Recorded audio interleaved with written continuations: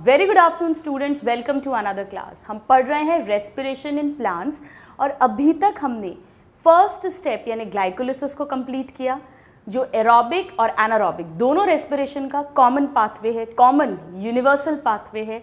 और उसके बाद लास्ट क्लास में हमने समझा था एनारोबिक रेस्पिरेशन, फर्मेंटेशन। आज हम स्टार्ट कर रहे हैं aerobic respiration. Very very very important.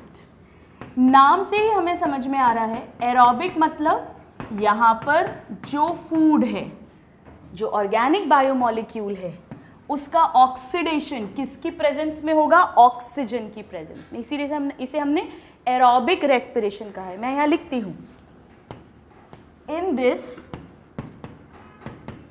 Oxidation होगा। और कैसा ऑक्सीडेशन होगा? ये कंप्लीट होगा। फर्मेंटेशन में क्या हुआ था? इनकम्प्लीट ऑक्सीडेशन हुआ था। यहाँ पे कंप्लीट ऑक्सीडेशन होगा। ऑर्गेनिक बायोमॉलिक्यूल के अंदर प्रेजेंट हर कार्बन का, हर हाइड्रोजन का ऑक्सीडेशन होगा और इसीलिए H2O एंड CO2 फॉर्म होंगे और बहुत सारी एनर्जी निकलेगी। तो यहाँ पर क्या होता है? पहला डिफरेंस फर्मेंटेशन या एनारोबिक रेस्पिरेशन से क्या है कि वहाँ पर इनकम्प्लीट ऑक्सीडेशन था, जबकि यहाँ पर कंप्लीट ऑक्सीडेशन होगा। So complete oxidation of organic biomolecule, most commonly glucose, organic biomolecule in the presence of oxygen. Fermentation में क्या पढ़ा था? In the absence of oxygen, in the presence of oxygen, releasing large amount of energy. वहां पर क्या था? Small amount of energy. Glycolysis में 2 ATP और 2 मॉलिक्यूल्स ऑफ NADH2 मिल रहे थे, लेकिन वो जब तक एरोबिक रेस्पिरेशन ETS के थ्रू नहीं जाएंगे तब तक वो ATP नहीं देते। यानी ग्लाइकोलिसिस से 2 ATP मिली थी, फर्मेंटेशन में तो एज सच कोई ATP मिली ही नहीं थी।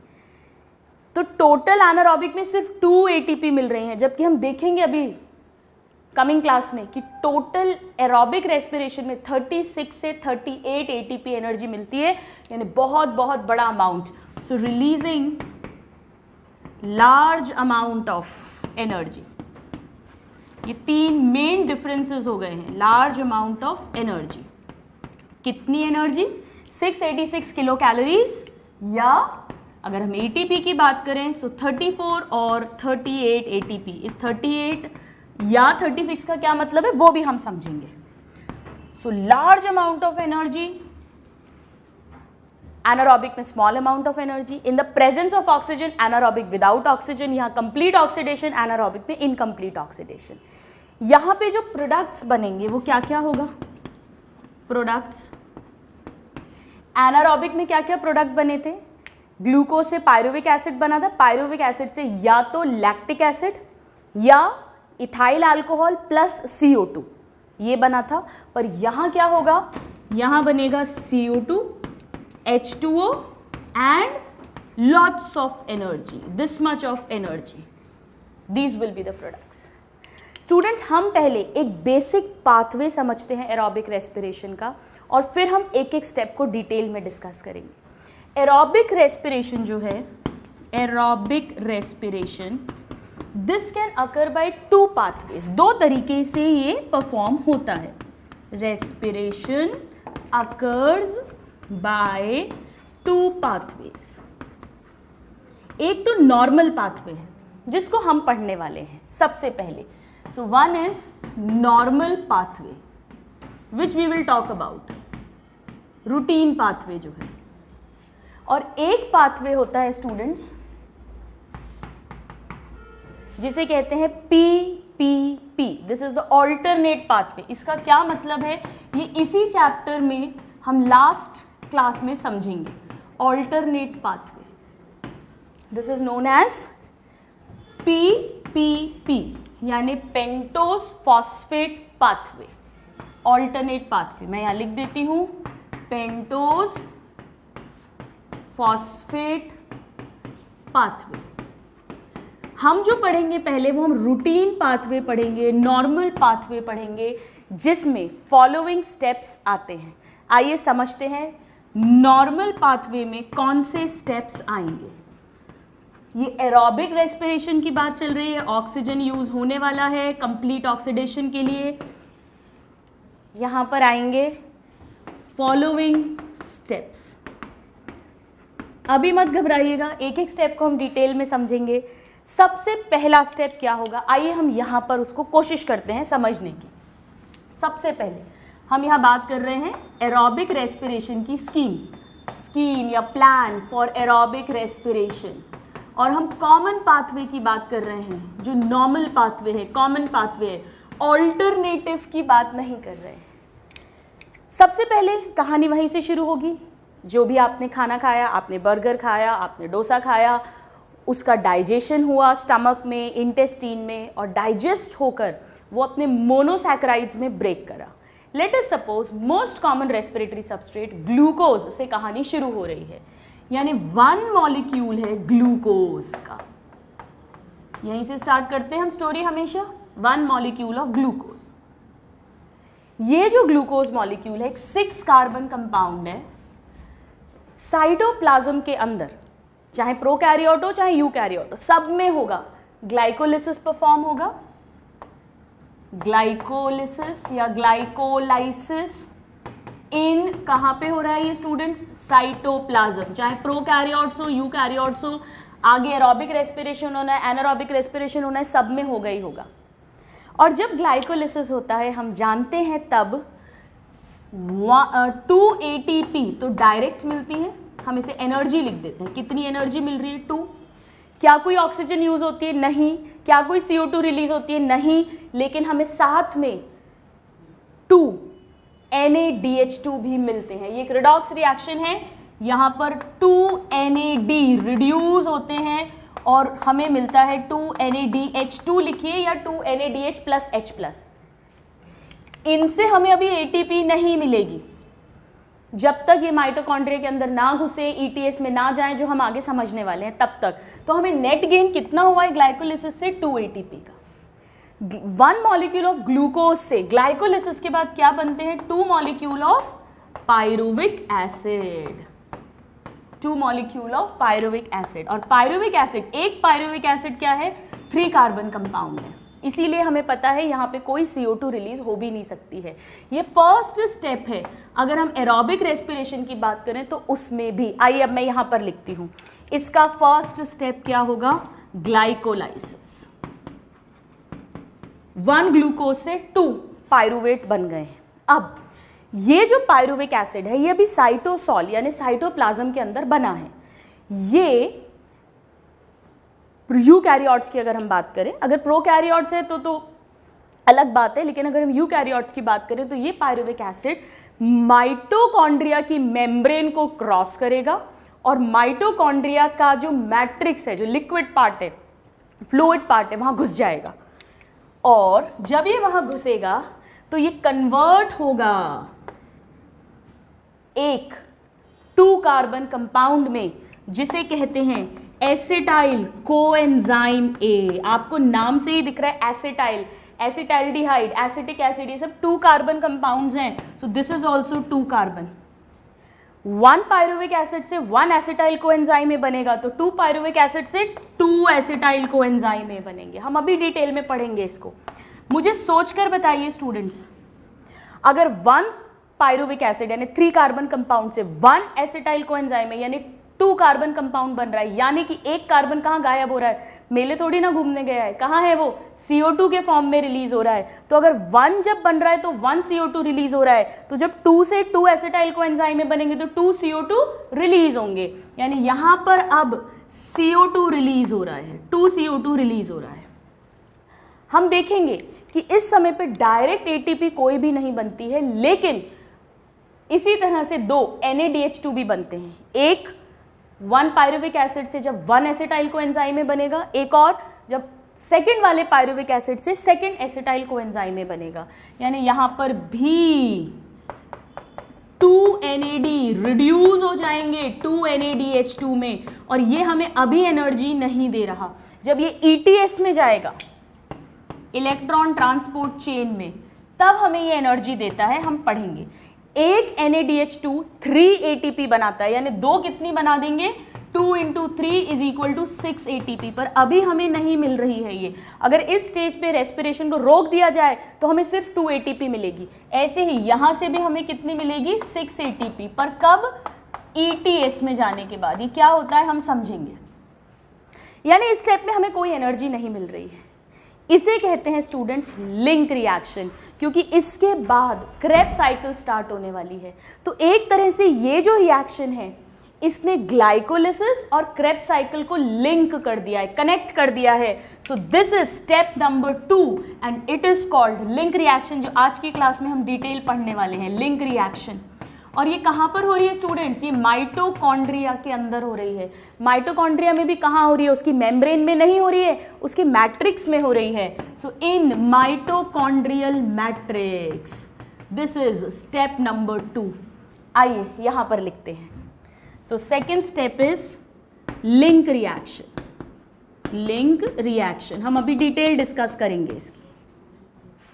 ग्लाइकोलिसिस और क्रेब्स साइकिल को लिंक कर देगा। अब ये जो एसिटाइल कोएंजाइम ए हैं, ये क्रेब्स साइकिल में एंटर होंगे। ये क्रेब्स साइकिल भी माइटोकॉन्ड्रिया के अंदर, मैट्रिक्स के अंदर ही परफॉर्म होती है। तो अब ये एसिटाइल कोएंजाइम ए एंटर करे क्रेब्स साइकिल में, right. This is Krebs cycle, जिसकी डिटेल्स हम नेक्स्ट क्लास में पढ़ने वाले हैं। TCA cycle, citric acid cycle, हम सब नाम पढ़ेंगे, क्यों होते हैं, क्या होते हैं, सब समझेंगे। ये भी कहाँ हो रही है, माइटोकॉन्ड्रियल मैट्रिक्स में। जहां लिंक रिएक्शन है वहीं पर क्रेब्स साइकिल भी परफॉर्म होती है। क्रेब्स साइकिल में हम देखेंगे CO2 भी निकलेगा, कई सारे NaDH2 निकलेंगे। अभी हम डिटेल्स नहीं लिख रहे हैं, मैं आपको कंफ्यूज नहीं करना चाहती हूं। कई सारे FADH2 भी निकलेंगे, साथ में एनर्जी भी निकलती है। अगर हम डायरेक्ट ATP की बात करें तो वो भी यहाँ पर बहुत कम रिलीज होती है। एक्चुअली जब 1 मॉलिक्यूल एसिटाइल कोएंजाइम ए का क्रेब्स साइकिल में जाएगा तो 1 ATP बनाता है, पर यहाँ 2 जा रहे हैं क्योंकि इससे 2 बने हैं, तो 2 ATP रिलीज होती है। सो यहाँ पर भी हमें बहुत थोड़ी सी डायरेक्ट एनर्जी मिलती है, बहुत थोड़ी सी। ये सब अभी भी एनर्जी नहीं दे रहे हैं। अब जो ग्लाइकोलिसिस से साइटोप्लाज्म में NaDH2 पड़े हुए हैं, जो माइटोकॉन्ड्रियल मैट्रिक्स में NaDH2 पड़े हुए हैं, और जो क्रेब्स साइकिल से भी माइटोकॉन्ड्रियल मैट्रिक्स में NaDH2 FADH2 पड़े हुए हैं, ये सब का हमें ऑक्सीडेशन करना है। ये सब रिड्यूस्ड है, इन सब में देखो हाइड्रोजन ऐड हुआ है, ये सब रिड्यूस्ड है, हमें इनका ऑक्सीडेशन करना है। और जब हम इनका ऑक्सीडेशन करेंगे तो हमें ढेर सारी एनर्जी मिलने वाली है। तो अब ये क्रेब्स साइकिल है थर्ड स्टेप एरोबिक रेस्पिरेशन में। अब हम फोर्थ स्टेप की तरफ बढ़ेंगे विच इज टर्मिनल ऑक्सीडेशन।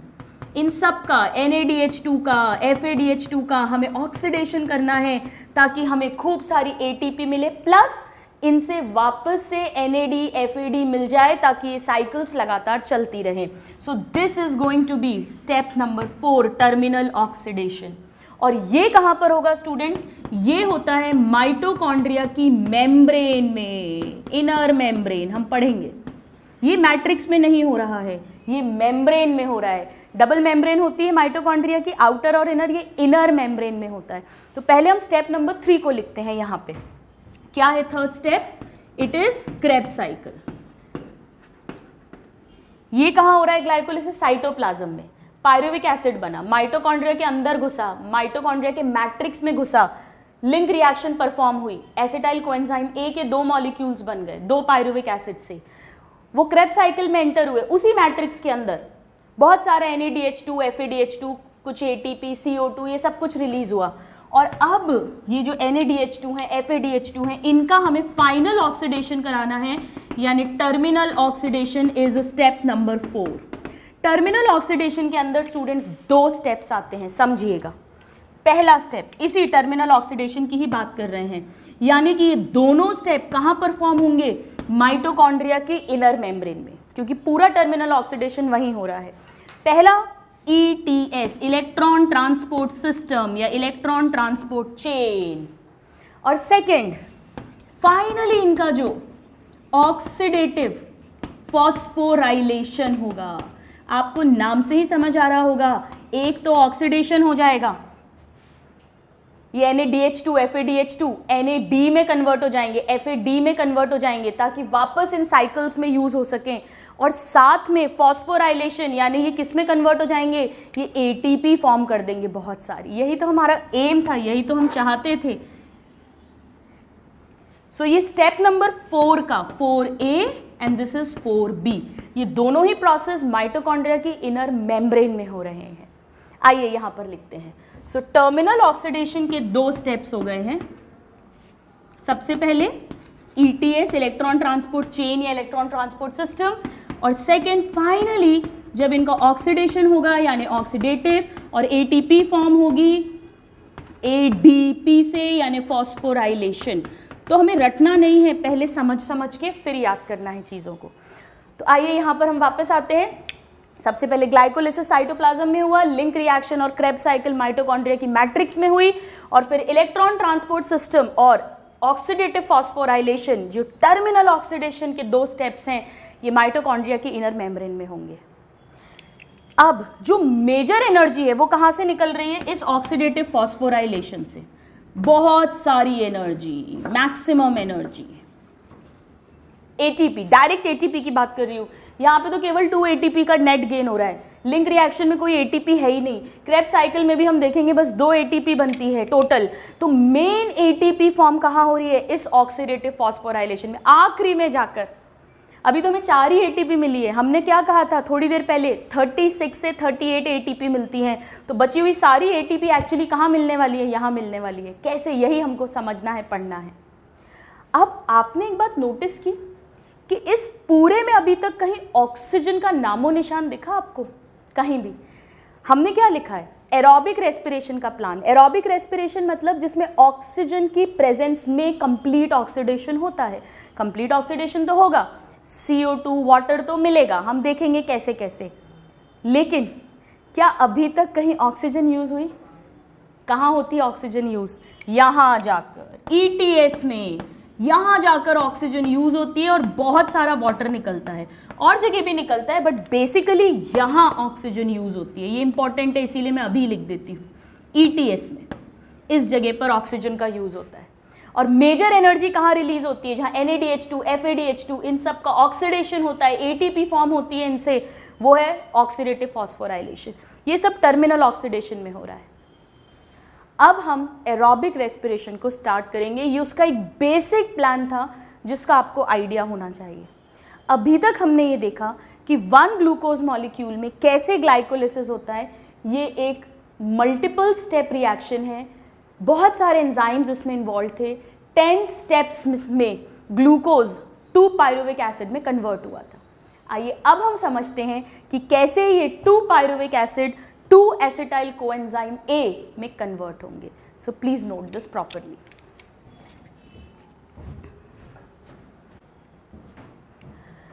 आइए स्टूडेंट्स, अब ग्लाइकोलिसिस हम ऑलरेडी पढ़ चुके हैं, तो अब हम सेकेंड स्टेप से शुरुआत करेंगे, and which is the link reaction. Link reaction जैसा कि हम इस चार्ट में देख सकते हैं, ग्लाइकोलिसिस और क्रेब्स साइकिल के बीच का स्टेप है, यानी ये ग्लाइकोलिसिस और क्रेब्स साइकिल को लिंक करता है। या ये कहें, क्रेब्स साइकिल अगर परफॉर्म होनी है तो किस रास्ते से, किस गेट से घुसेगा पायरुविक एसिड? एसिटाइल कोएंजाइम में कन्वर्ट होकर ही वो क्रेब्स साइकिल में एंटर कर सकता है।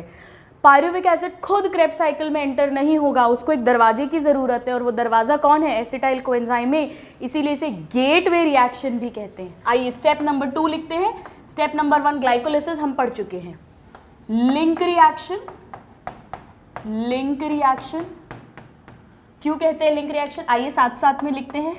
दिस रिएक्शन लिंक्स, बताइए किसको किससे लिंक करता है? Glycolysis with Krebs cycle, Krebs cycle.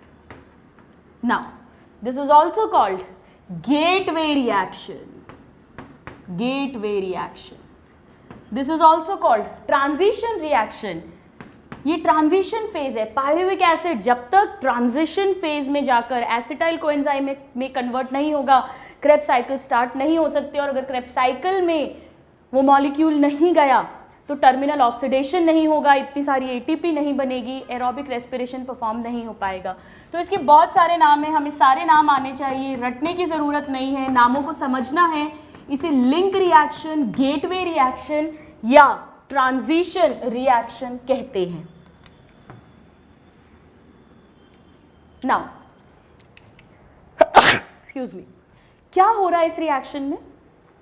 Basically सबसे पहले पायरुविक एसिड फॉर्म हुआ था। कैसे हुआ है आइए लिखते हैं। पायरुविक एसिड या पायरुवेट एक ही बात है। पायरुविक एसिड कैसे फॉर्म हुआ है?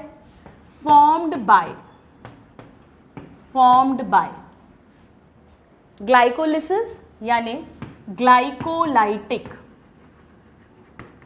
कैटाबॉलिज्म या एनाबॉलिज्म क्या लिखूं? 6 कार्बन का ग्लूकोज 3 कार्बन के पायरुवेट में कन्वर्ट हुआ है। ब्रेकडाउन हुआ है या फॉर्मेशन हुआ है? ब्रेकडाउन हुआ है, यानी कैटाबॉलिज्म हुआ है।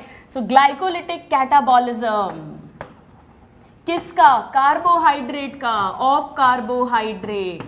कहां पर? साइटोप्लाज्म में, इन साइटोप्लाज्म। एनसीईआरटी की लाइन है, रटना नहीं है। पायरुविक एसिड कैसे फॉर्म हुआ है? ग्लाइकोलाइसिस से।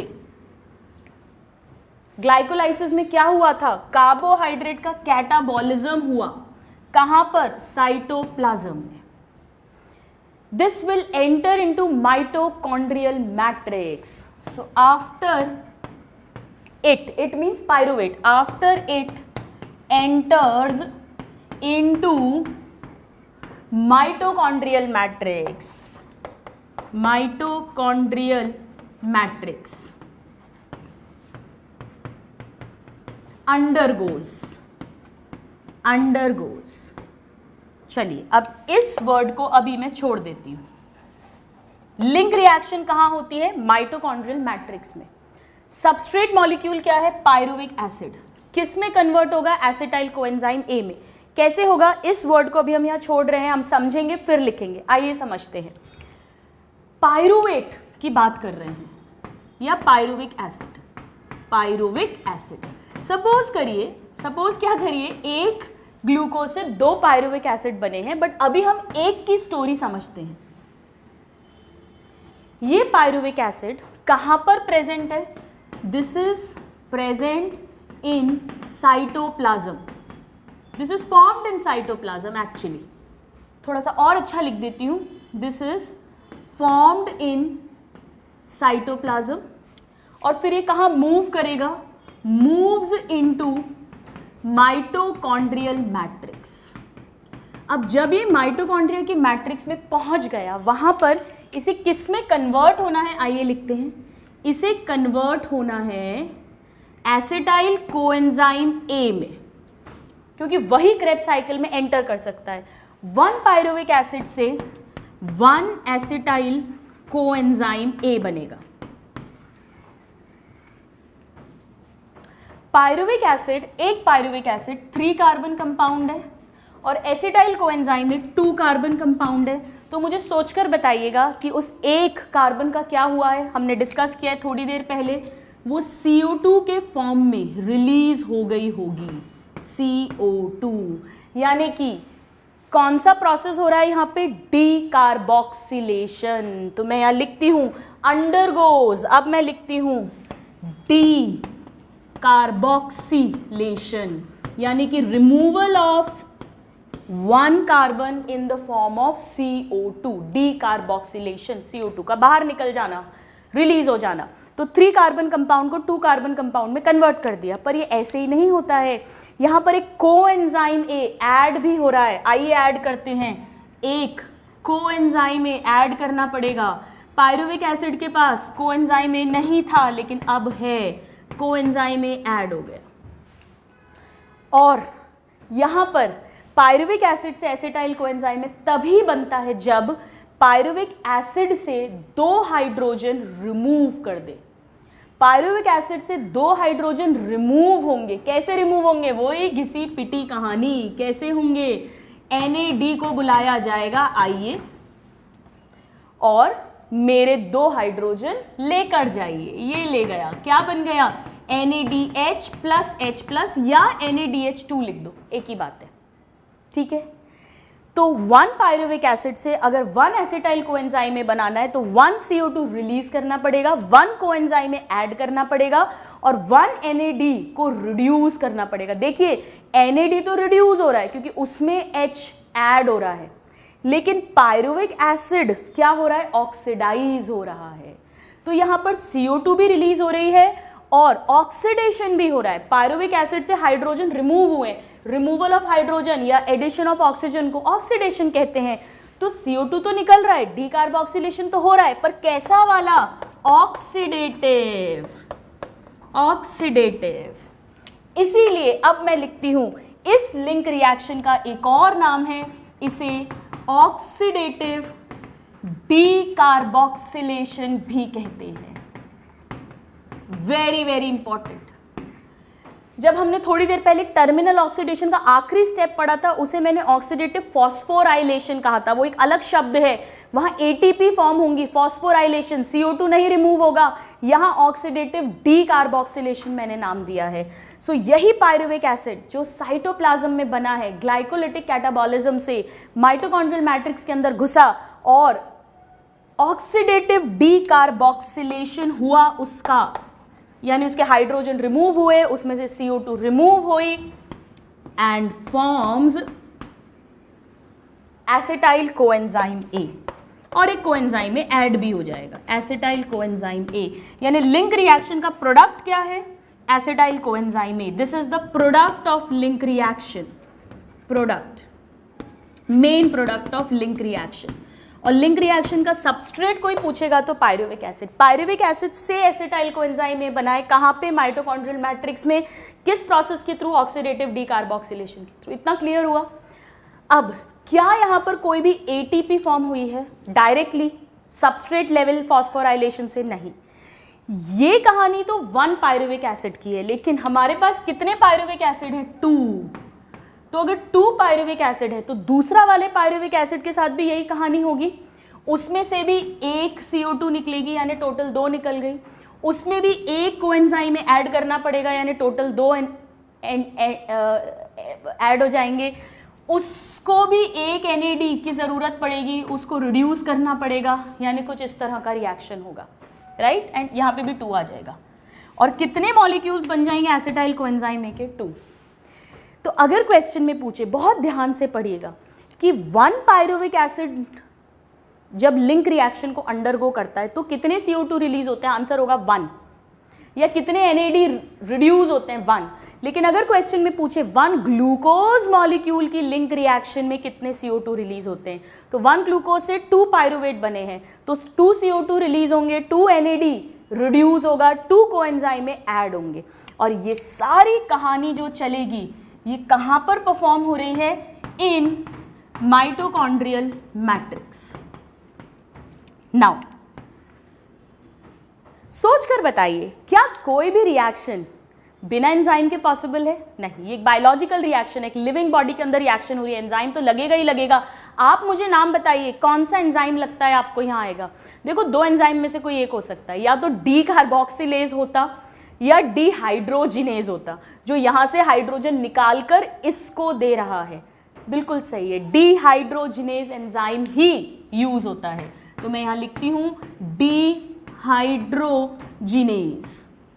चलिए इसका पूरा नाम लिखवाइए। किस में से हाइड्रोजन रिमूव हो रहे हैं बताइए, किस में से? पायरुविक एसिड से। तो इसका पूरा नाम क्या हो गया, पायरुवेट डिहाइड्रोजिनेज। पायरुविक एसिड से हाइड्रोजन रिमूव करवाएगा और ये एक कॉम्प्लेक्स होता है, मतलब मेन एंजाइम है, प्रोटीन वाला एंजाइम है, प्रोटीन पार्ट जो है, प्लस कुछ कोफैक्टर कोएंजाइम्स वो भी रहते हैं जिनके बारे में अभी हम लिखने वाले हैं। तो यहां पर एंजाइम कौन सा लगता है लिंक रिएक्शन में, रटना नहीं है, pyruvate dehydrogenase complex. This is an enzyme. As मतलब ये एक एंजाइम है। ये जो पायरुवेट डिहाइड्रोजिनेज है स्टूडेंट्स, ये कॉम्प्लेक्स है, इसके बहुत सारे कंपोनेंट्स हैं। कौन कौन से कंपोनेंट्स हैं वो अब मैं यहां लिख रही हूं। ये एंजाइम जब काम करेगा तो इसके पास कोएंजाइम ए है, ऐसे ही लिख देती हूं, कोएंजाइम ए। इसके पास NAD है, तभी तो ये प्रोवाइड करवा रहा है। इसके पास मैग्नीशियम आयंस भी होते हैं कोफैक्टर की तरह। इसके पास TPP यानी थाइमीन पायरोफॉस्फेट, ये भी एक कोफैक्टर होता है, thiamine pyrophosphate, TPP, this is also present, TPP। इसके पास लिपोइक एसिड भी होता है, लिपोइक एसिड, कई बार इसे LA लिखते हैं जिसका मतलब लॉस एंजलिस कतई नहीं है, लिपोइक एसिड। ये सारे कंपोनेंट्स मिलकर ये एंजाइम कॉम्प्लेक्स बनाते हैं जो इस पायरुविक एसिड में से हाइड्रोजन रिमूव करता है, CO2 भी रिमूव होगी, कोएंजाइम में ऐड होगा और एसिटाइल कोएंजाइम में बनेगा। This is the link reaction.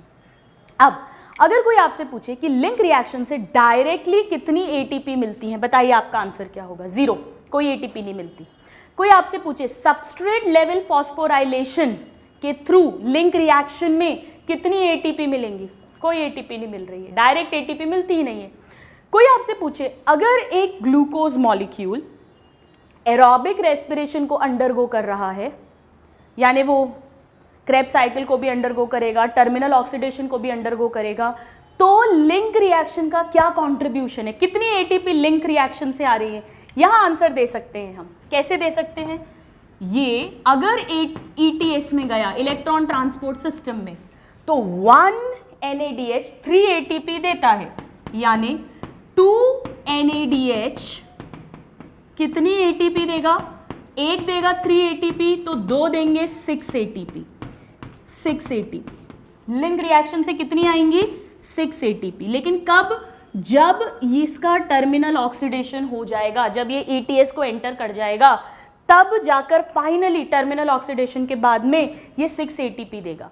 But otherwise अभी राइट नाउ इससे कोई ATP नहीं मिल रही है। तो आइए अब हम इसकी रिएक्शन लिखते हैं। कैसे लिख सकते हैं इसकी रिएक्शन फाइनल? आइए स्टार्ट करते हैं। पायरुविक एसिड प्लस, मैं एक की अगर कहानी लिखूं तो प्लस NAD लग रहा है, बिल्कुल लग रहा है। और क्या चाहिए? कोएंजाइम A चाहिए, बिल्कुल चाहिए। कहाँ हो रहा है? माइटोकॉन्ड्रियल मैट्रिक्स में। कौन सा एंजाइम है? Pyruvate dehydrogenase complex. कई बार बुक्स में Mg2+ अलग से लिखा रहता है, बट एक्चुअली वो इसी का कंपोनेंट है। क्या बनेगा? पायरुविक एसिड से प्रोडक्ट क्या मिलेगा हमें? मेन प्रोडक्ट क्या है? एसिटाइल कोएंजाइम A प्लस, और क्या प्रोडक्ट है? CO2 रिमूव हो रहा है और NAD किस में कन्वर्ट हो गया है? NADH प्लस H प्लस में, NADH प्लस H प्लस और प्लस CO2।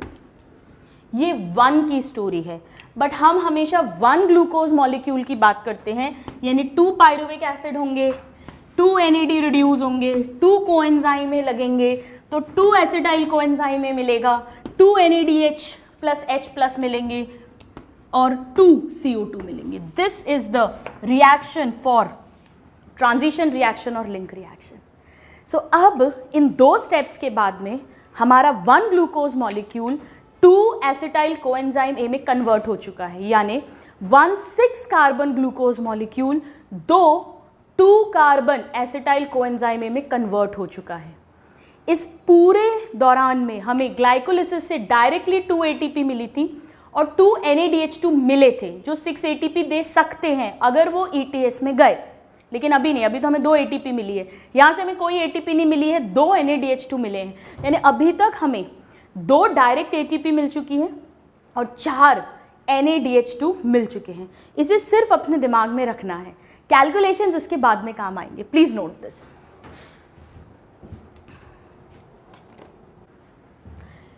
ना यहाँ पर एक और इंटरेस्टिंग पॉइंट है स्टूडेंट्स, जो अपकमिंग क्लासेस में और अच्छे से समझ में आएगा।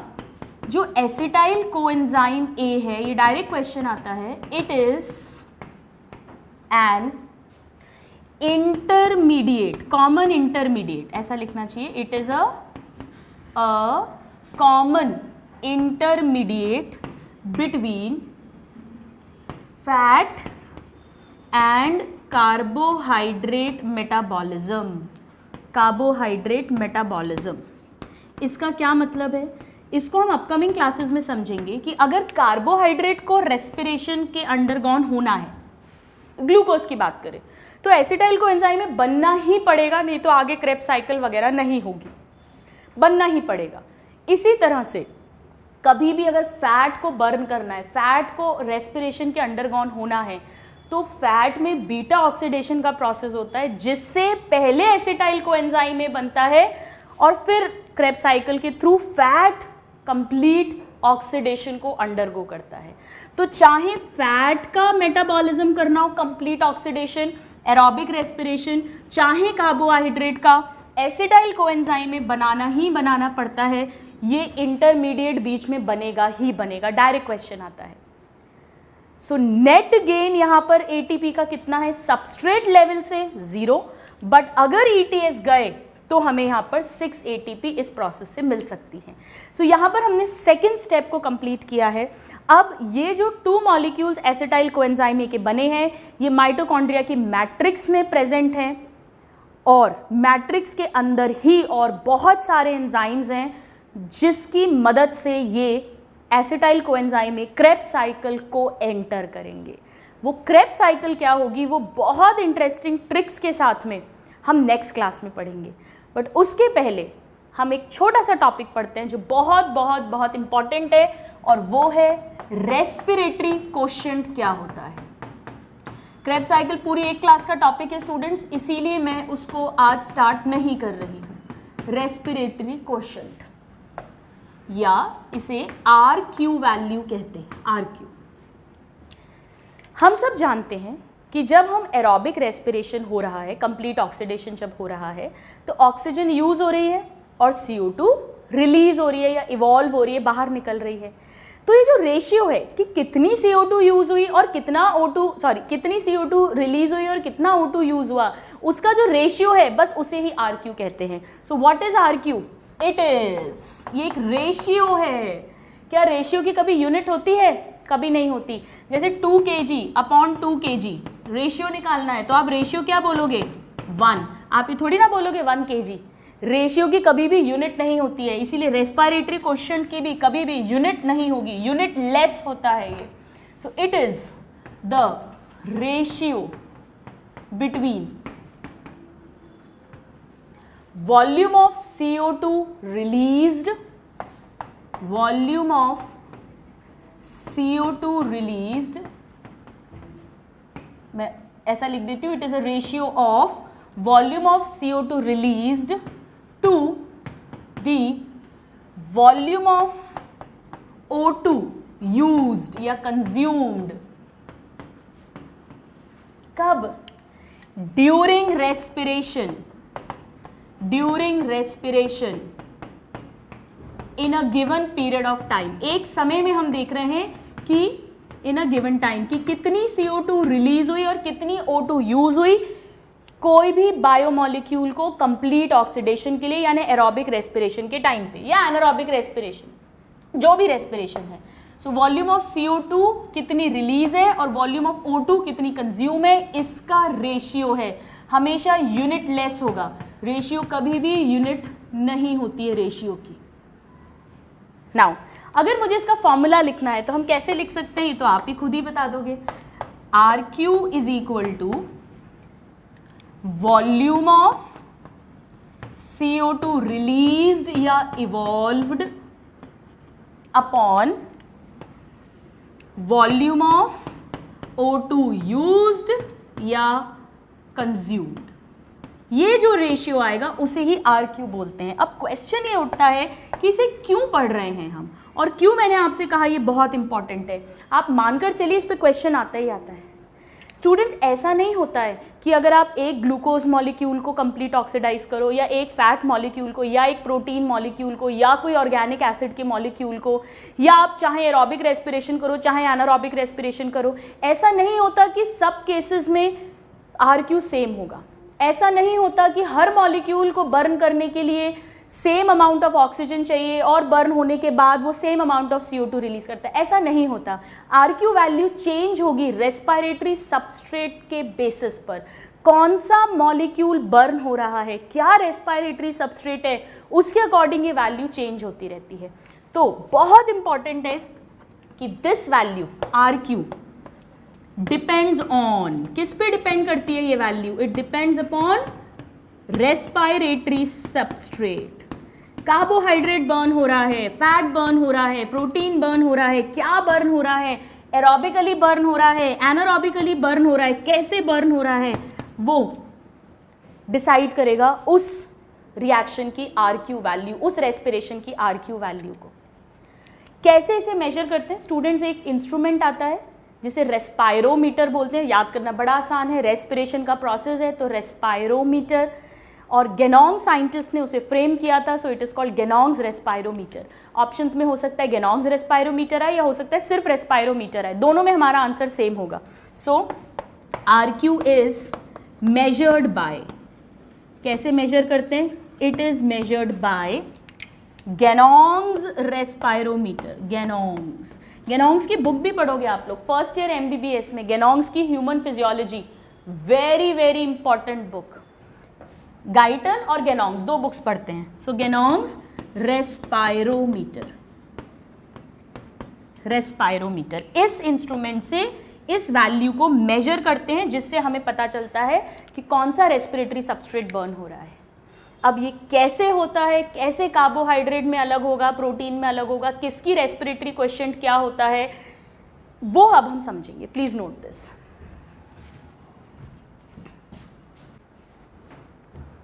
आइए RQ वैल्यू पढ़ते हैं। सबसे पहले जो हमारा मोस्ट कॉमन रेस्पिरेटरी सबस्ट्रेट है यानी कार्बोहाइड्रेट्स, जिसमें ग्लूकोज का कंप्लीट ऑक्सीडेशन हम पढ़ रहे हैं, उसी की हम बात करते हैं और फिर हम आगे और वैल्यूज को डिस्कस करेंगे। तो सबसे पहले हम RQ वैल्यूज निकाल रहे हैं। सबसे पहले फॉर कार्बोहाइड्रेट्स कितनी होगी, क्या रिएक्शन होती है, C6H12O6, ये ग्लूकोज मॉलिक्यूल है यानी कार्बोहाइड्रेट है, ऑक्सीजन यूज होता है और CO2 और वाटर रिलीज होता है, प्लस एनर्जी रिलीज होती है, एनर्जी। अगर हमें इसकी बैलेंसिंग करनी है रिएक्शन की, यहाँ पे 6 कार्बन है तो 6 CO2, 6 O2, 6 H2, ये कॉमन रेस्पिरेटरी जो जब ग्लूकोज का कंप्लीट ऑक्सीडेशन होता है उसकी रिएक्शन होती है। आइए इसकी RQ वैल्यू कैलकुलेट करते हैं। RQ होता है कितने मोल्स ऑफ CO2 रिलीज हुआ है, कितना वॉल्यूम, 6 CO2 अपॉन कितने O2 यूज हुए हैं, 6 O2, कितनी वैल्यू आई, 6 कैंसिल हो गया यानी 1। यानी अगर सिर्फ आपकी डाइट में कार्बोहाइड्रेट है, जो कि नहीं होता है, हम देखेंगे हमारी बैलेंस डाइट है, मिक्स डाइट है, कार्बोहाइड्रेट, प्रोटीन, फैट सब कुछ है, बट अगर सिर्फ कार्बोहाइड्रेट्स की बात करेंगे तो RQ वैल्यू कितनी होगी, 1। डायरेक्ट क्वेश्चन है, यानी कि जितनी O2 यूज होगी उतनी CO2 रिलीज कर दी जाएगी। This is for carbohydrates. आइए फैट्स को डिस्कस करते हैं।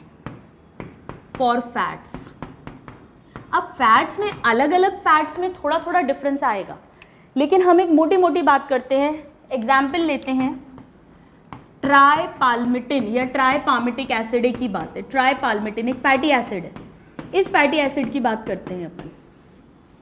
क्या इसका फॉर्मूला होता है, फॉर्मूला याद नहीं रहेगा तो चलेगा, मैं आपको वैसे याद करने का भी ट्रिक बताती हूँ। C51 लिखा, ठीक है, H इसमें 98 है, O6 है, इसका 2 कर दिया। अब इसमें 145 ऑक्सीजन यूज होते हैं और 102, देखो बड़ा आसान है, 51 इंटू 2 कितने कार्बन है, 102, तो 102 CO2 रिलीज होते हैं, प्लस वाटर कितने रिलीज होंगे, 98 इंटू 2 यानी 98 H2O प्लस एनर्जी। इस फैटी एसिड का, इस फैट का कंप्लीट ऑक्सीडेशन हो रहा है। मैं इसे हटा देती हूँ, आप कंफ्यूज नहीं हो।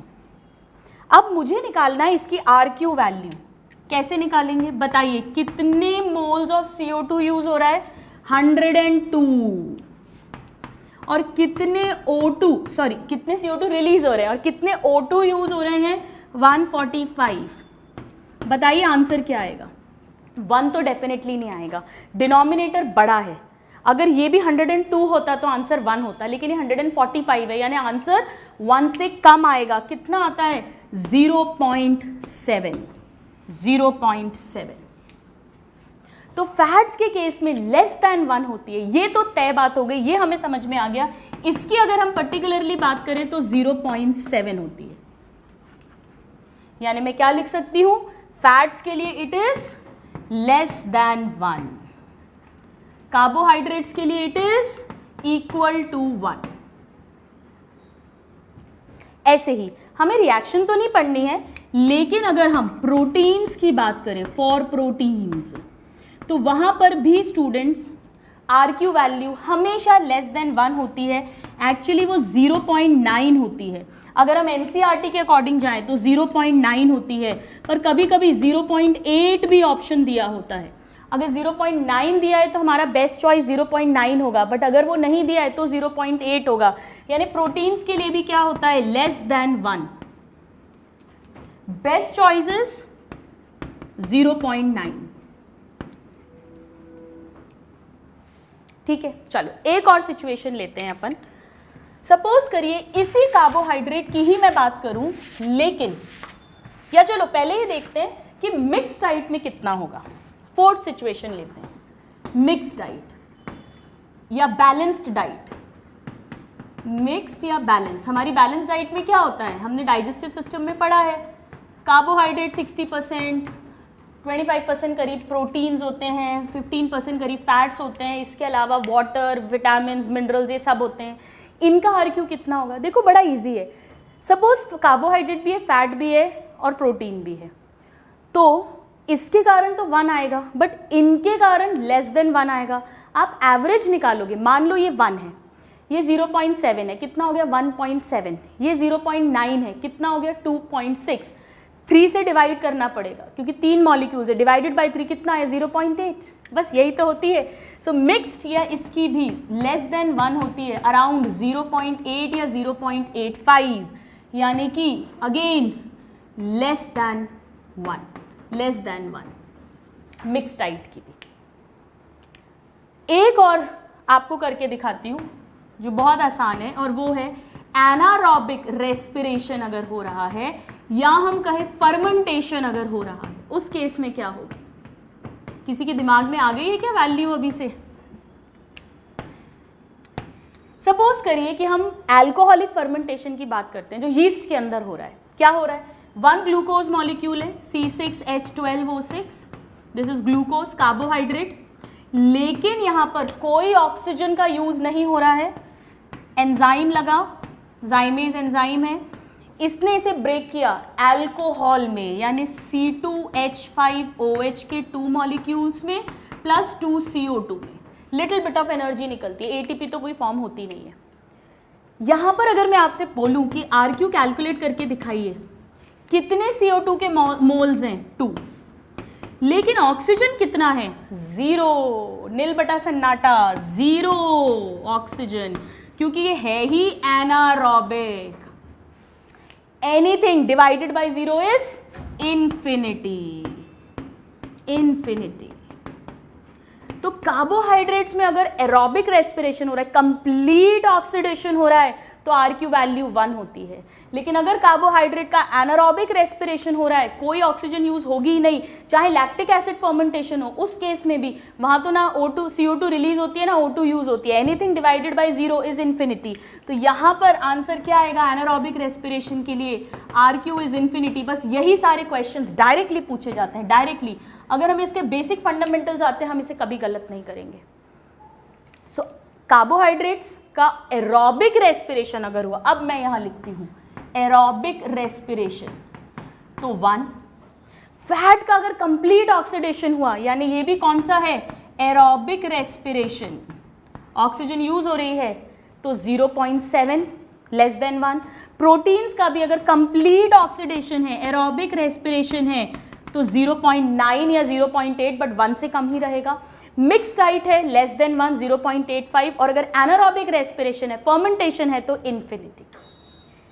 नाउ इसके अलावा कुछ और बड़ी इंटरेस्टिंग सिचुएशंस होती हैं जिनको अभी हम डिस्कस करेंगे, जहां पर RQ वैल्यू मोर देन 1 आती है, और एक सिचुएशन है जहां पर RQ वैल्यू 0 आती है। कैसे आती है, चलो पहले 0 वाली डिस्कस करते हैं। स्टूडेंट्स, कुछ पेड़ होते हैं जिन्हें सक्यूलेंट प्लांट्स कहते हैं। सक्यूलेंट बहुत इंटरेस्टिंग है। इन प्लांट्स में एरोबिक रेस्पिरेशन ही हो रहा है, एरोबिक रेस्पिरेशन ही हो रहा है। अभी तक सिर्फ यहाँ एनारोबिक हुआ है, सब जगह एरोबिक है। ग्लूकोज का मॉलिक्यूल ही टूटना है, यानी C6H12O6 ही ब्रेक डाउन होना है। बट ये जो प्लांट्स हैं स्टूडेंट्स, इन प्लांट्स के पास में ज़्यादा ऑक्सीजन ये नहीं ले पाते हैं, 3 मॉलिक्यूल्स ऑफ O2 को यूज़ कर रहे हैं। नॉर्मली हमने क्या पढ़ा है, C6H12O6 प्लस 6O2, यहाँ पर 3O2 को ये यूज़ करते हैं, और ये कोई CO2 नहीं निकालते, ये मैलिक एसिड प्रोड्यूस करते हैं। मैलिक एसिड, मैलिक एसिड क्या होता है, एक ऑर्गेनिक एसिड है, कार्बन कंटेनिंग एसिड है, जिसका फॉर्मूला होता है C4O5H6 plus water plus energy, ये रिलीज होता है। इस रिएक्शन को अगर हमें बैलेंस करना है तो हमें क्या करना पड़ेगा, यहां पर भी 3 और 3 वाटर मॉलिक्यूल्स। देखिए यहां पे 2 कर देती हूं, ये ग्लूकोज है, 2 करना पड़ेगा ना, 2 6 12, तभी तो 3 4 12 होगा। एनीवेज रिएक्शन नहीं याद रहेगी तो चलेगा, कोई प्रॉब्लम नहीं है। यहाँ पर CO2 रिलीज ही नहीं हो रहा है, यहाँ पे मैलिक एसिड बन रहा है। क्या होगी इसकी RQ वैल्यू, आइए निकालते हैं। सक्यूलेंट प्लांट के लिए RQ वैल्यू कितने CO2 है, 0 CO2 डिवाइडेड बाय 3 ऑक्सीजन। बताइए आंसर क्या आएगा, anything divided by 0 is 0, sorry अगर anything divided by 0 is infinity. यहां देखो डिनोमिनेटर 0 है तो आंसर इन्फिनिटी है, पर यहां पर न्यूमरेटर ही 0 है, यानी मुझे क्या कहना चाहिए था, 0 डिवाइडेड बाय एनीथिंग, 0 को किसी से भी डिवाइड करो, आंसर क्या आएगा, 0। सो सक्यूलेंट प्लांट्स के लिए RQ वैल्यू क्या है, 0। भले ही वो एरोबिक रेस्पिरेशन कर रहे हैं, भले ही वो कार्बोहाइड्रेट्स यूज कर रहे हैं, पर वो CO2 नहीं रिलीज करते। सिर्फ आपके इंटरेस्ट के लिए बताती हूँ ऐसा क्यों होता है। एक्चुअली सक्यूलेंट प्लांट्स जो होते हैं स्टूडेंट्स, इनमें स्टोमेटा डे टाइम में क्लोज होता है, नाइट में ही सिर्फ ओपन होता है। हमें पता है कि बेसिकली जो प्लांट्स हैं वो CO2 को फिक्स कब करते हैं, यानी CO2 से को यूज करके कार्बोहाइड्रेट ग्लूकोज कब बनाते हैं, रात के समय। फोटोसिंथेसिस का लाइट रिएक्शन दिन में होता है, डे टाइम में जब सनलाइट अवेलेबल है, रात को CO2 को फिक्स करा जाता है। इनके स्टोमेटा रात में ओपन है, जो भी CO2 रिलीज होता है ये उसको हाथ के हाथ फोटोसिंथेसिस के लिए यूज कर लेते हैं, तो रिलीज कुछ भी CO2 को ये बाहर नहीं करते हैं, ये मैलिक एसिड में कन्वर्ट करते हैं, ना कि कार्बन डाइऑक्साइड में। They don't release any CO2, और इसीलिए इनकी RQ वैल्यू 0 हो जाएगी। ये तो हमने पढ़े वो रिएक्शंस जहां पर की RQ वैल्यू या तो 1 है या इन्फिनिटी है या लेस देन 1 है। लेस देन मतलब 0, 0.7, 0.8 XYZ। अब नेक्स्ट सिचुएशन पढ़ते हैं जहां पर मोर देन 1 होगी for organic acids. Organic acids actually इनकी रिएक्शंस बिल्कुल भी इंपॉर्टेंट नहीं है, सिर्फ वैल्यूज पूछी जाती हैं। जैसे फर्स्ट रिएक्शन हम बात करते हैं, अगर वो ऑक्सैलिक एसिड है तो RQ वैल्यू कितनी होगी। सेकेंड हम बात करेंगे, अगर वो लेट्स से मैलिक एसिड है जिसको हम बर्न कर रहे हैं, ऑक्सीडाइज कर रहे हैं, तो कितनी होगी। और थर्ड हम बात करते हैं, अगर वो सक्सिनिक एसिड है, सक्सिनिक एसिड, तो कितनी होगी। रिएक्शंस में वापस बोलूंगी, आपको याद नहीं होगी, कोई भी प्रॉब्लम नहीं है बिल्कुल भी। ऑक्सैलिक एसिड क्या होता है, COOH ट्वाइस, ये ऑक्सैलिक एसिड है।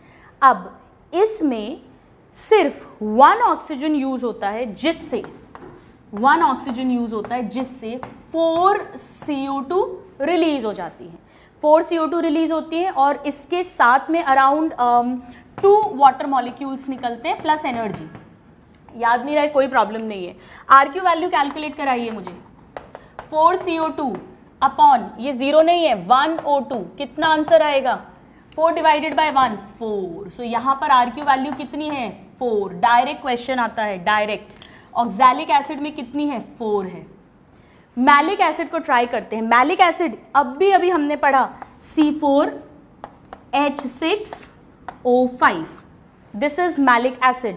मैलिक एसिड 3 ऑक्सीजन के साथ इसको ऑक्सीडाइज करते हैं, और जब इसे ऑक्सीडाइज करते हैं स्टूडेंट्स ध्यान रखिए, सक्यूलेंट प्लांट नहीं है ये, अभी सक्यूलेंट प्लांट की बात नहीं चल रही है।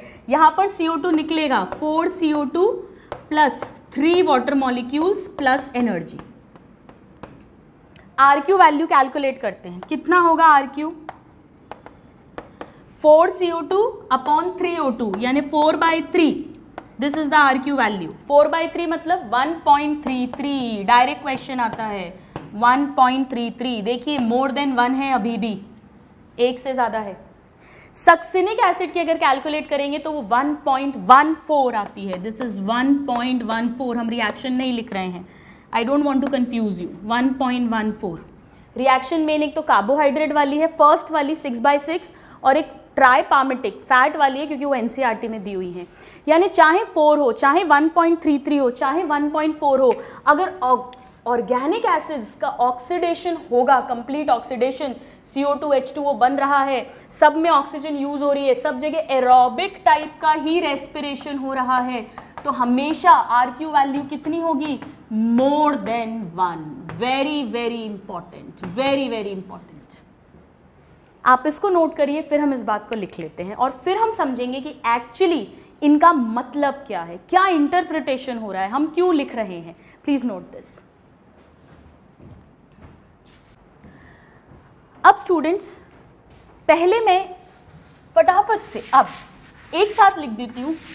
यहाँ पे सिर्फ एक जगह एनारोबिक रेस्पिरेशन हुआ है, बाकी carbohydrate, fat, protein, mixed diet, succulent plants, organic acids, सबका हमने क्या करवाया था? कंप्लीट ऑक्सीडेशन करवाया है, एरोबिक रेस्पिरेशन को अंडरगॉन हुए हैं। अब हम यहाँ पर लिखते हैं ताकि हम एक ट्रिक से सब कुछ याद कर सके। सबसे पहले हम लिखते हैं RQ value is equal to 1। बताइए किस में होता है? कार्बोहाइड्रेट्स। जब वो किसको अंडरगो करेंगे?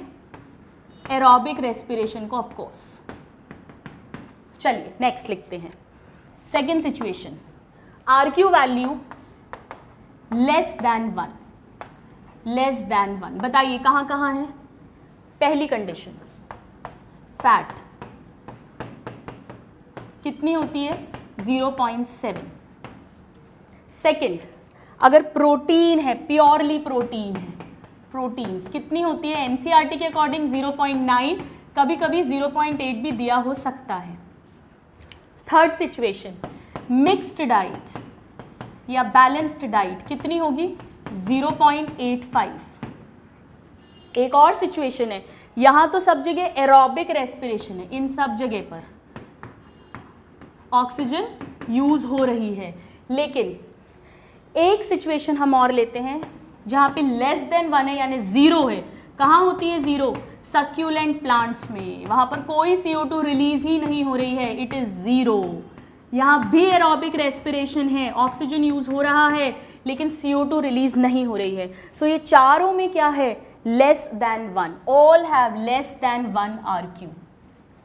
थर्ड सिचुएशन लेते हैं, RQ मोर देन 1। सारे क्वेश्चन सॉल्व हो जाएंगे आपके बस इस एक टेबल से। ऑर्गेनिक एसिड्स, पहला फर्स्ट, जितने भी ऑर्गेनिक एसिड है, कोई भी ऑर्गेनिक एसिड अगर बर्न करेगा तो CO2 ज्यादा रिलीज होगी, O2 कम यूज होगी, यानी मोर देन 1 आएगा। इसमें डायरेक्ट क्वेश्चंस पूछे जाते हैं। पहला oxalic acid, second malic acid, और थर्ड सक्सिनिक एसिड। तीनों ऑर्गेनिक एसिड है यानी कार्बन कंटेनिंग एसिड्स हैं। ऑक्सैलिक एसिड के केस में 4CO2 1O2 यानी 4 है। मैलिक एसिड में 4CO2 3O2 यानी 1.33 होता है RQ, और सक्सिनिक एसिड में होता है 1.14, बट तीनों में ही मोर देन 1 है। और यहाँ पर सेकंड हो जाएगा इन्फिनिटी, वो भी तो मोर देन वन ही है, जिसमें हो जाएगा हमारे एनारोबिक रेस्पिरेशन, एनारोबिक रेस्पिरेशन या फर्मेंटेशन, जहां पर ऑक्सीजन को यूज ही नहीं कर रहे हैं, ऑक्सीजन जीरो है और किसी भी नंबर को जीरो से डिवाइड करेंगे तो आंसर आएगा इन्फिनिटी। इन्फिनिटी, मैं इसे हटा देती हूँ, आंसर वुड बी इन्फिनिटी। ये सब एरोबिक रेस्पिरेशन को ही अंडरगो कर रहे हैं। तो आपसे पूछते हैं एरोबिक या एनारोबिक क्या है, आपसे पूछते हैं आरक्यू वैल्यू क्या है, और डायरेक्ट क्वेश्चंस आते हैं। अब इसका क्या मतलब है कि कार्बोहाइड्रेट की 1 है और फैट की 0.7 है, इसको समझिएगा। देखिए, अगर मैं ये कह रही हूं कि ये 1 है और ये लेस देन 1 है, लेस देन 1 का मतलब CO2 कम रिलीज हो रही है, O2 ज्यादा यूज हो रहा है कंप्लीट ऑक्सीडेशन के लिए। अगर यहां पर O2 यूज ज्यादा हो रहा है, इसका मतलब इस सबस्ट्रेट के अंदर नेचुरली खुद का O2 कम होगा, तभी तो ये ज्यादा ऑक्सीजन एटमॉस्फेयर से ले रहा है ऑक्सीडेशन कंप्लीट करने के लिए। ये कम ऑक्सीजन ले रहा है, इसका मतलब इसके पास खुद ऑक्सीजन ज्यादा होगा, तभी तो ये कम ऑक्सीजन ले रहा है CO2 रिलीज करने के लिए। यानी कि अगर जैसे जैसे RQ इंक्रीज होगा, RQ वैल्यू बढ़ रही है, यानी जो डिनोमिनेटर है, जो ऑक्सीजन का कंजम्पशन है वो कम हो रहा है, ऑक्सीजन का कंजम्पशन कम हो रहा है, यानी कि उस रेस्पिरेटरी सबस्ट्रेट में नेचुरली ऑक्सीजन ज्यादा है, खुद के पास ऑक्सीजन ज्यादा है।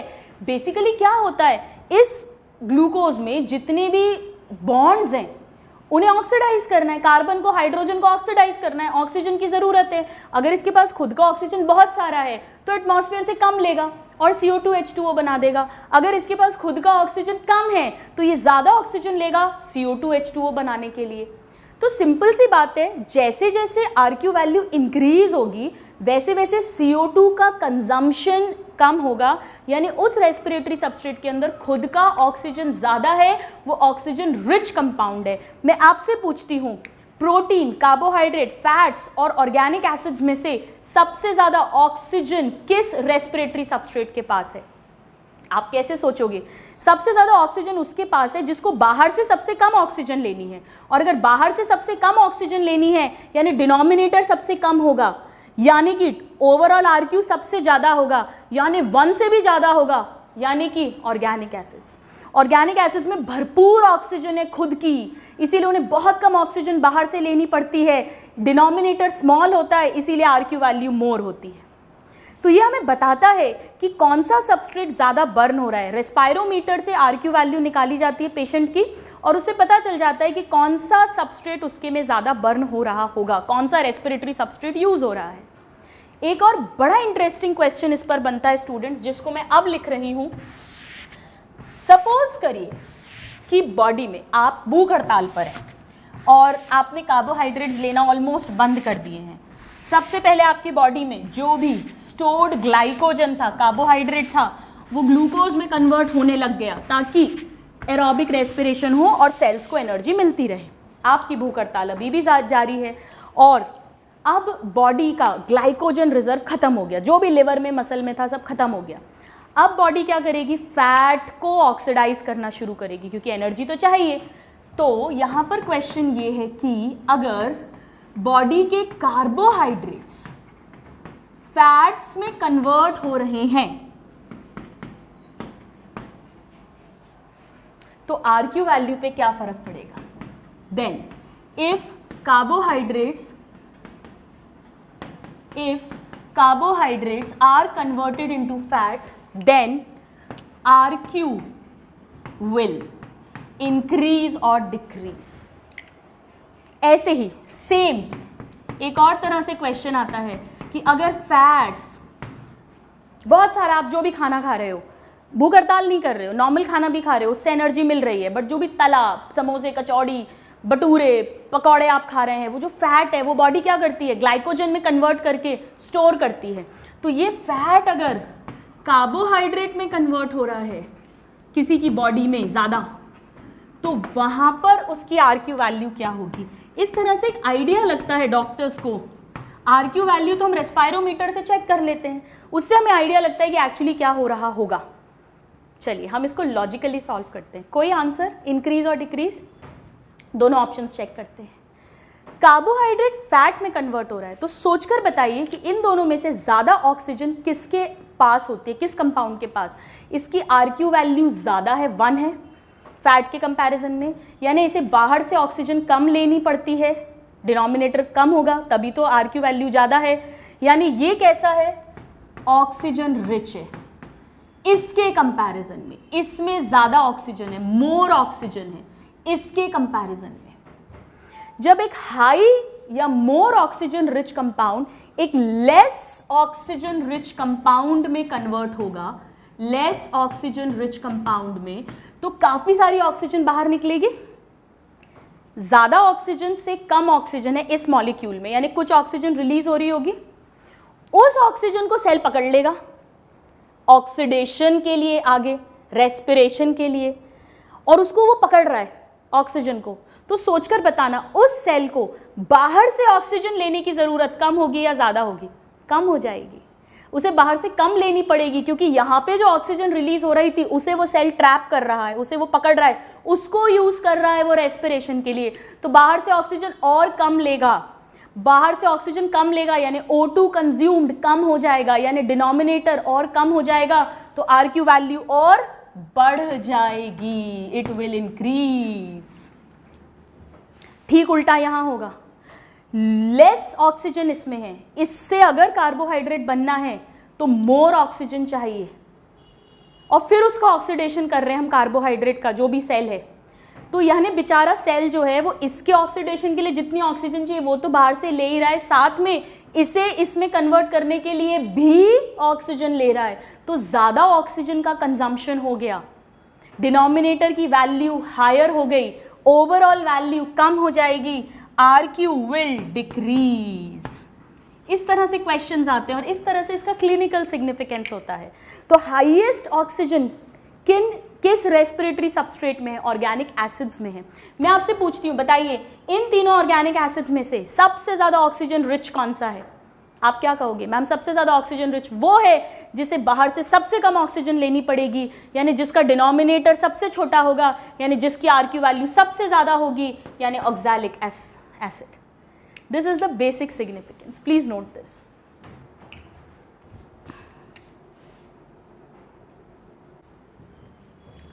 सो स्टूडेंट्स, इसे क्या कह सकते हैं हम? ये कब होगा फैट्स में कन्वर्जन? अगर हम भूख हड़ताल पे हैं, यानी अंडर फीडिंग अगर है,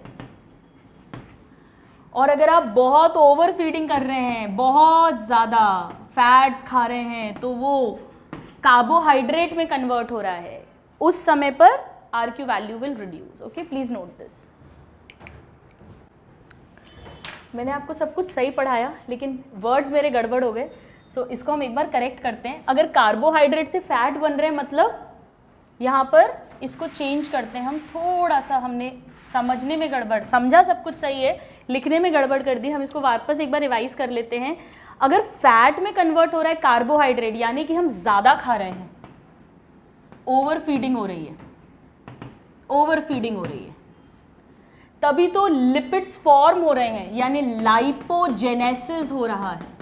तो अगर फैट्स फॉर्म हो रहे हैं यानी लाइपोजेनेसिस हो रहा है, किससे बनेंगे? कार्बोहाइड्रेट से बनेंगे, या हम जो भी एक्स्ट्रा खा रहे हैं वो फैट में कन्वर्ट हो रहा है क्योंकि हम ज्यादा खा रहे हैं, वहां पर क्या होगा? एक ज्यादा oxygen rich less oxygen rich में कन्वर्ट हो रहा है, ऑक्सीजन रिलीज होगी, उसको सेल यूज कर लेगा, तो उसे बाहर की ऑक्सीजन कम लेनी पड़ेगी, यानी कि ओवरऑल जो वैल्यू है वो इंक्रीज हो जाएगी। और ये कब हो रहा है? अगर आप भूख हड़ताल पे हैं, अंडर फीडिंग कर रहे हैं। बताया सही था, लिख उल्टा दिया मैंने आपको यही तो कहा था, अगर आप बहुत भूख हड़ताल करेंगे तो पहले तो बॉडी कार्बोहाइड्रेट से ही कार्बोहाइड्रेट बनाती है, ग्लाइकोजन से ही ग्लूकोज बनाती है, लेकिन जब ग्लाइकोजन का स्टोर भी खत्म होगा तो बॉडी फैट्स को तोड़ने लग जाएगी, यानी लाइपोलाइसिस करेगी। उस समय पे कार्बोहाइड्रेट बनाने के लिए ज्यादा ऑक्सीजन चाहिए, वहां पर RQ value will decrease. Now it is up to the mark. अब आप इसको फाइनली नोट करिए, ये एक छोटा सा पॉइंट गड़बड़ हुआ था, आई होप आपको क्लियर है, इसमें गड़बड़ मत करिएगा। अब मैं आपसे एक और क्वेश्चन पूछती हूं कि प्रोटोप्लाज्मिक रेस्पिरेशन में प्रोटोप्लाज्मिक रेस्पिरेशन में RQ वैल्यू क्या होगी, बताइए किसको याद है? RQ is how much? 1, more than 1 और लेस देन 1। हमने 2 टाइप का रेस्पिरेशन पढ़ा था रेस्पिरेटरी सबस्ट्रेट के बेसिस पर। अगर कार्बोहाइड्रेट और फैट रेस्पिरेटरी सबस्ट्रेट की तरह यूज हो रहा है तो उसे फ्लोटिंग रेस्पिरेशन कहा था, और अगर प्रोटीन यूज हो रहा है तो उसे प्रोटोप्लाज्मिक रेस्पिरेशन कहा था। यानी प्रोटोप्लाज्मिक रेस्पिरेशन का क्या मतलब है? इसका मतलब ही है कि रेस्पिरेटरी सबस्ट्रेट क्या है? प्रोटीन है। और अगर रेस्पिरेटरी सबस्ट्रेट प्रोटीन है तो RQ वैल्यू क्या होगी? Less than 1। जो प्रोटीन की होती है अराउंड 0.9, दैट वुड बी 0.8 या 0.9, that would be the respiratory quotient और रेस्पिरेटरी वैल्यू और रेस्पिरेटरी रेशियो। तो स्टूडेंट्स डायरेक्ट क्वेश्चंस आते हैं। रेस्पिरेटरी वैल्यू से रेस्पिरेटरी कोशेंट का सीधा सा मतलब है कितना CO2 रिलीज हो रहा है अपॉन कितना O2 यूज हो रहा है। ये रेशियो रेस्पिरेटरी सबस्ट्रेट के अकॉर्डिंग वेरी करता है। फैट्स प्रोटीन्स मिक्स्ड डाइट के लिए ये लेस देन 1 है। फैट्स के लिए 0.7, प्रोटीन्स के लिए 0.9, मिक्स्ड डाइट के लिए 0.85। सक्यूलेंट प्लांट्स में कोई CO2 प्रोड्यूस नहीं होता यानी 0। 1 है जब कंप्लीट ऑक्सीडेशन एरोबिक रेस्पिरेशन होगा कार्बोहाइड्रेट्स का, इन सब का भी कंप्लीट ऑक्सीडेशन हो रहा है, लेस देन 1 वाले में भी। एनारोबिक रेस्पिरेशन अगर हो रहा है तो कोई ऑक्सीजन यूज नहीं होता यानी इनफाइनाइट रेस्पिरेटरी कोशेंट होगा।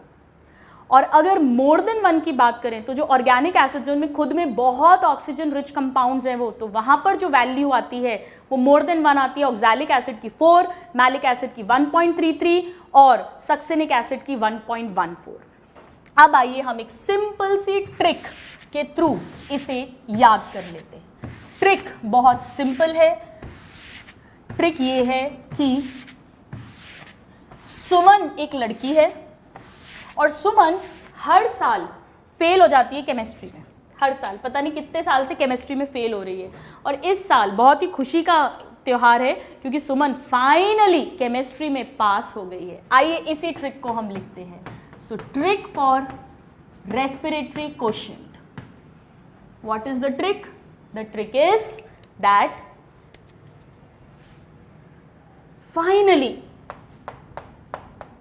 finally passed in